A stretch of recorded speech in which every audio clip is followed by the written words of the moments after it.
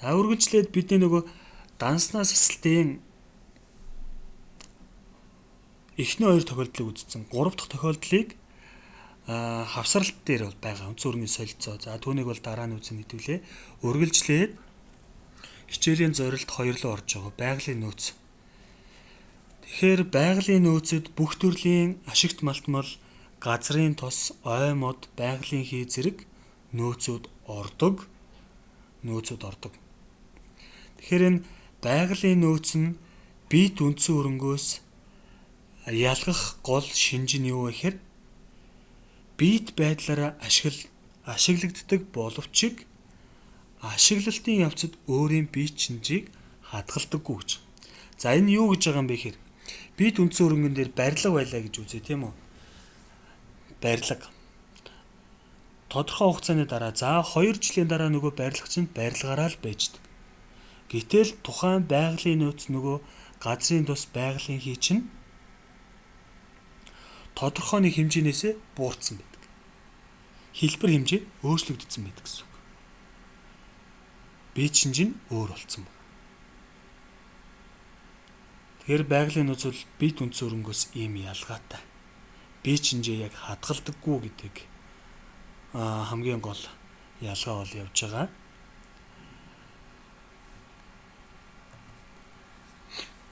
Тэгэхээр байгалийн нөөц дээр худалдаж авж байгаа нөхцөлд тухайн байгалийн нөөцийн өртгийг тооцсон. Тэр байгалийн нөөцийн өртөг бол бидний бит үндсэн өрөнгө өртөгтэй яг адилхан. Худалдаж авсан үн дээрээ тухайн байгалийн нөөцийг зориултын дагуу ашиглахад бэлэн болгох хүртэлх бүхий л зардлуудыг өртөгтөө шингээдэг. Тэгээд тухайн байгалийн нөөцийг ашиглахад ашиглалтын хугацааны туршид тодорхой хэмжээгээр хорогдож байдаг. Тэр утгаараа байгалийн нөөц дээр хорогдол гэдэг нэр томьёог ашигладаг. Бит үндсэн өрөнгө дээр бид илэгдэл ярьж байсан тийм. Нөгөө тухайн үндсэн өрөнгө ашиглалтын хугацааны туршид системтэйгээр зардалд хуваарлаж байгаа үйл явцыг илэгдэл гинэ гэж хэлсэн бол байгалийн нөөц дээр байгалийн нөөцийг ашиглалтын хугацааны туршид зардалд хуваарлаж байгаа үйл явц нь өөрөө хорогдол юм аа гэж хэлдэг. Үндсэн санаа бол яг адилхан. Нэршил өөр юм чинь тийм. Нэршил өөр. Тэгэхээр энэ байгалийн нөөцийн хорогдлыг тооцоолохдоо үйл ажиллагааны нэгжийн арга буюу бүтээгдэхүүний нэгжид ногдуулах аргаар хорогдлыг тооцож явдаг. Жишээ авъя тийм ээ. Lane Coal компани 10 сая тонны нөөцтэй үлдэх өртөхгүй нүүрсний уурхайд 50 сая долларын хөрөнгө оруулалт хийсэн гэж. Тэгэхээр 50 сая доллараар нүүрсний уурхай буюу байгалийн нөөцийг худалдаж авлаа гэсэн үг. Олборлох байгалийн нөөцийг худалдаж авсан. Тэгэхээр журналын бичлэлээр бичих юм бол анх худалдаж авж байгаа үедээ дебитлтаа байгалийн нөөц нь 50 сая доллар, кредитлтаа мөнгө өрөнгө нь 50 сая доллар гэж бичнэ. Тэгээд эхний жил 250 мянган тонн нүүрс олборлоод борлуулж байгаа юм байна. Энэ нөхцөлд хорогдлын зардал нь хэдвэ гэж асууж байна. Тэгэхээр энэ хорогдол тооцохдоо бид нар үйл ажиллагааны нэгжийн аргыг тооцоолно гэж хэлсэн тийм. Тэгээд тухайн арга нь яадаг вэ гэхээр хүчин чадал нөөц тулгуурлаж хийгддэг. Тэгээд элэгдүүлэх суурийг нийт тооцоолж байгаа хэмжээндээ харьцуулж агаад хорогдлыг тооцдог. Өөрөөр хэлэх юм бол өртгөн 50 сая доллар, за үлдэх үнцэн байхгүй гэж тооцох юм бол 50 сая долларыг нийт тооцоолж байгаа 10 сая тоннд хуваачих юм бол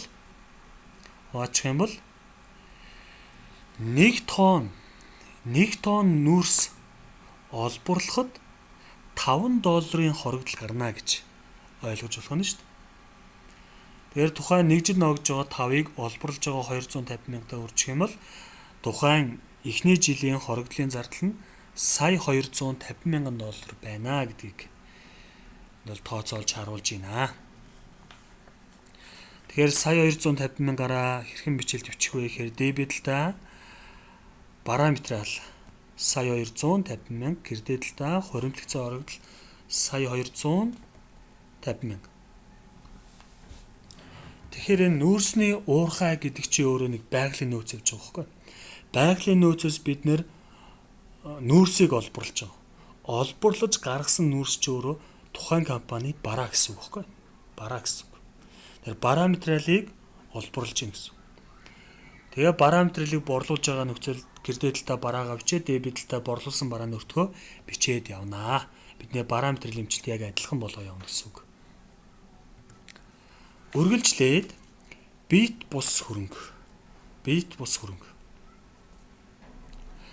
Нэгтлэн бод хүртгэлээ олон улсын стандарт 38 бит бус хөрөнгө нэртэй стандарт байдаг. Тэгээ тухайн стандартаар бит бус хөрөнгийн бүртгэлийг бол хийж явах ёстой. Тэгээ тухайн стандартаар бит бус хөрөнгийг хүлээн зөвшөөрөх хоёр шалгуур байдаг. Тэгээ тэр хоёр шалгуур нөгөө бит үндсэн хөрөнгөтэй яг адилхан. Нэгдүгээрт тухайн бит бус хөрөнгөтэй холбоотой эдийн засгийн ирээдүйн өрөөгөөжийг аж ахуй нэгж хүртэх магадлалтай бол. Хоёр дахь шалгуур нь тухайн бит бус хөрөнгийн өртгийг бодитоогоор хэмжих боломжтой бол бит бус хөрөнгийг хүлээн зөвшөөрдөг. Хүлээн зөвшөөрдөг. Тэгэхээр бит бус хөрөнгө гэдэг нь өөрөө урт хугацааны туршид өмчлөгчдөө давуу эрх магадгүй өрсөлдөөний давуу талыг бий болгож идэг бит шинжгүй хөрөнгө юм аа. Бит шинжгүй хөрөнгө юм аа. Тухайн бит бус хөрөнгө тодорхой ашиглалтын хугацаатай эсвэл тодорхой бус ашиглалтын хугацаатай байж болдог. Тэгэхээр бит бус хөрөнгөнд патент, зохиогч эрх, барааны тэмдэг, франчайз ба лиценз, гудвил, компьютерийн програм хангамжийн зардал зэрэг бол ордог.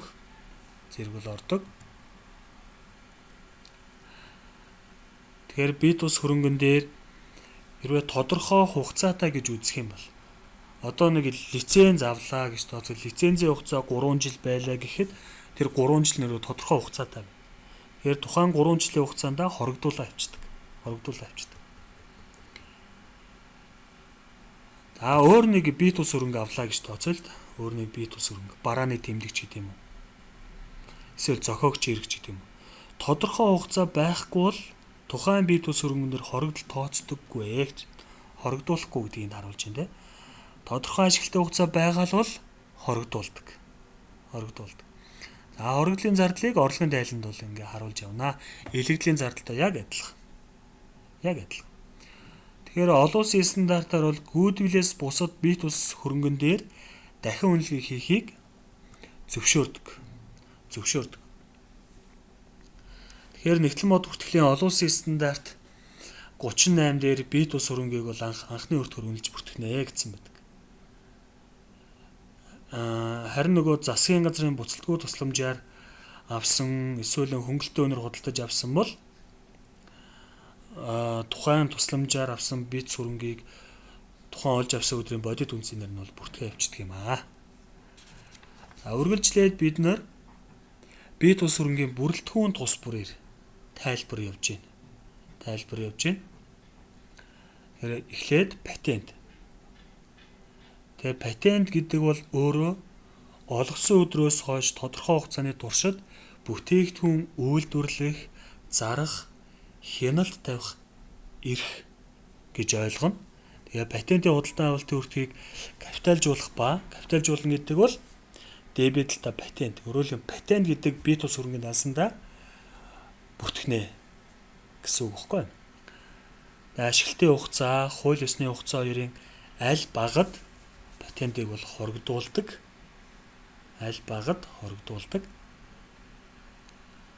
Мөн патент хөгжүүлэх ямар нэгэн судалгаа ба хөгжүүлэлтийн зардлыг шууд тайланд хугацааны зардлаар бүртгэн капиталжуулахгүй гэж.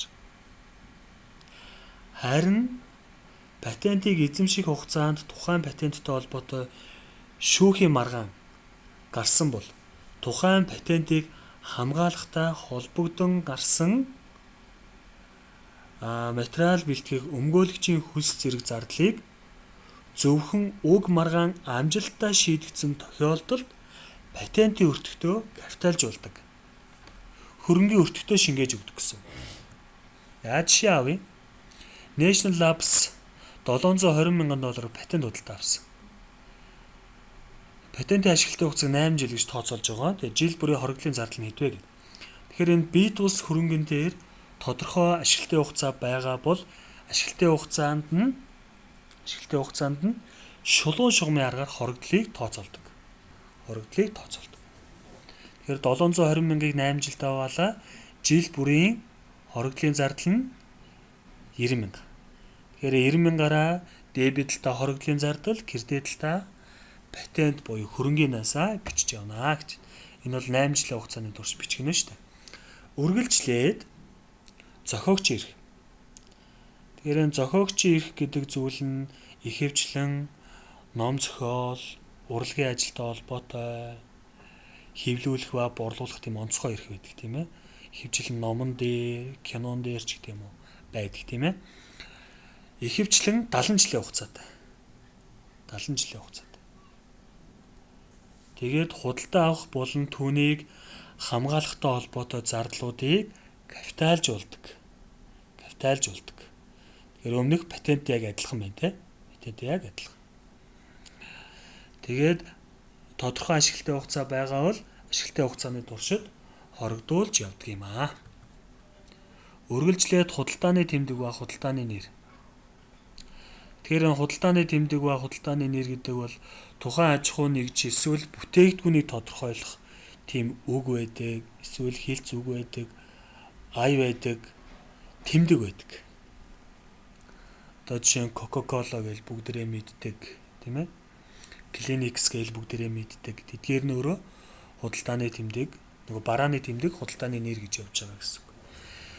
Тэгээ хуулийн хамгаалалт нь бол ерөнхийдөө 20 жилийн хугацаатай байдаг. Энэ бол Америкийн жишээг ба тийм ээ, Америкийн жишээ. Тэгээ хамгаалалтын бас тодорхойгүй хугацаар сунгаж болдог. Худалдан авалтын өртгийг капиталжуулдаг. Өөрөөр хэлэх юм бол дебет талдаа барааны тэмдэг, дебет талдаа худалдааны нэр гэж бүртгэлээ хийж явдаг. Энэ бие тус хөрөнгөн дээр хоригдол тооцдоггүй гэж.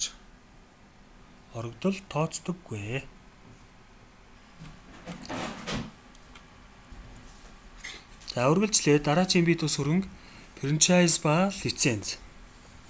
Тэгээ энэ нөрөө франчайз авагч ба франчайз олгогч хоорондын байгуулсан гэрээ байдаг.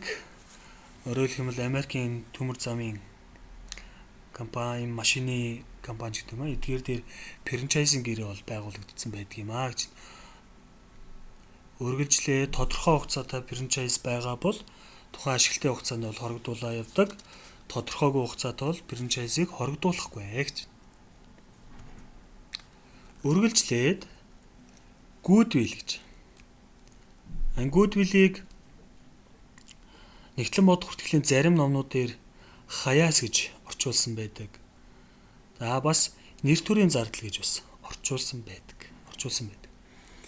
Тэгэхээр гудвил гэдэг зүйл нь юу вэ гэхээр зөвхөн бизнесийг худалдаж авч байгаа үед л үүсдэг.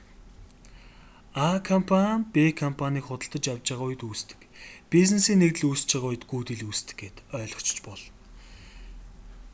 Гудвил үүсдэг. Тэгэхээр энэ гудвил гэдэг санаа за ингээл да. Б компани цэвэр хөрөнгийн бодит үнцэн нь өөрөө 100 сая байжээ. 100 саяын үнэлгээтэй компаниг манайх 150 саяар худалдаж авлаа. Үнэлгээнээс нь 50 саяар илүү дүнгээр авцсан. Тэгээ яагаад илүү авсан бэ? Тэгээ зөрүү 50 сая шууд гүйтгэл гэсэн үг. Нэр төрийн зардал. Тэр 50 сая ямар утга учиртай юм бэ гэхээр тухайн Б компани олон жилийн туршлага, олон жилийн үйл ажиллагаа, олон жилийн удирдлагын зөв арга барил, тухайн компани тохиромжтой байршил, хэрэглэгчтэй байгуулсан харилцаа, чадварлаг ажилчдад чанартай бүтээгдэхүүн зэрэгт оруулж байгаа хөрөнгө оруулалт гэж ойлгож болдог. Тэдгээрд оруулж байгаа зүйлийг л гүйдвэл гэж. Гүйдвэл. Нэр төрийн зардал. За энэ 3 дээр бас харуулсан байна те. Цэвэр хөрөнгийн бодит үнцнээс давсан өртгийг гүйдвэлээр бүртгэнэ. Дотооддоо гүйдвэлийг капиталжуулахгүй, дотооддоо гүйдвэл бүртгэнэж байхгүй гэж. Тэгээ бизнесийн нэгдлэр үүссэн гүйдвэлийг хоригдуулдаггүй, харин Нэгтлэн мод хүртгэлийн олон улсын стандарт 36 үн цэнийн буралтын гар зар жил бүр үн цэнийн буралтын тестийг бол хийх ёстой гэж. Үн цэнийн буралтын тестийг хийх ёстой.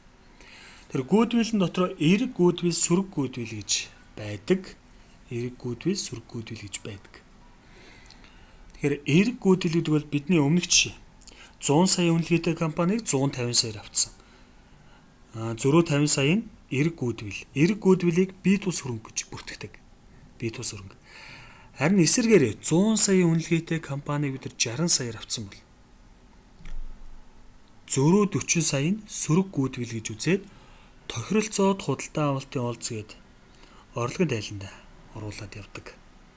Манай компани багаар авсан. Манай компани ашигтай байна гэсэн үг тийм ээ. Үргэлжлээд бие тус хөрөнгөтэй холбоотой судалгааны зардлууд үүсдэг, хөгжүүлэлтийн зардлууд үүсдэг.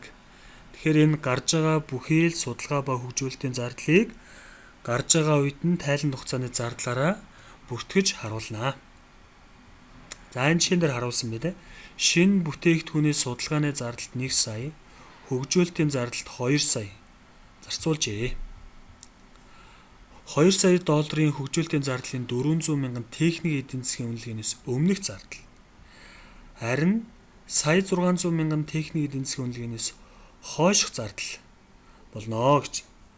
Тэгэхээр энэ судалгааны зардалтаа сая 400-аар оруулаад хөгжүүлэлтийн зардалтаа сая 600 мянга гэж бүртгээд 3 саяараа